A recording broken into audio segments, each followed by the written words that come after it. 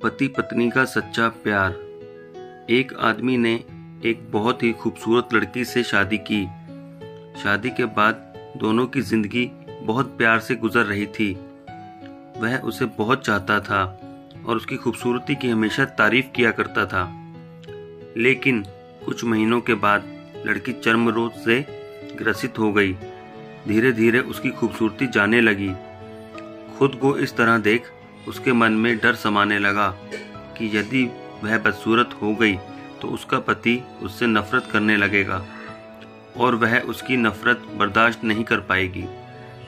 इस बीच एक दिन पति को किसी काम से शहर से बाहर जाना पड़ा। काम खत्म कर जब वह घर वापस लौट रहा था, उसका एक्सीडेंट हो गया। एक्सीडेंट में उसने अपनी दोनों आंखें खो दी, लेकिन इसके बावजूद भी उन दोनों की जिंदगी सामान्य तरीके से आगे बढ़ती रही।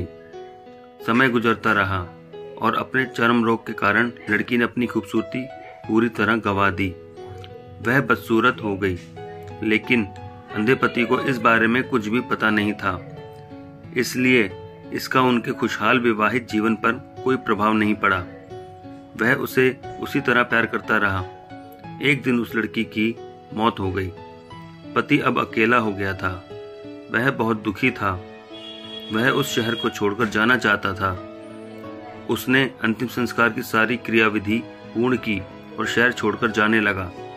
तभी एक आदमी ने पीछे से उसे पुकारा और पास आकर कहा, अब तुम बिना सहारे के अकेले कैसे चल पाओगे? इतने साल तो तुम्हारी पत्नी तुम्हारी मदद किया करती थी। पति ने जवाब दिया, दोस्त, मैं अंधा नहीं हूँ। मैं बस अंधा होने का नाटक कर रहा था, क्योंकि यदि मेरी पत्नी को पता चल जाता कि मैं उसकी बदसूरती देख सकता हूँ तो यह उसे उसके रोग से ज्यादा दर्द देता। इसलिए मैंने इतने साल अंधे होने का दिखावा किया। वह बहुत अच्छी पत्नी थी। मैं बस उसे खुश रखना चाहता था।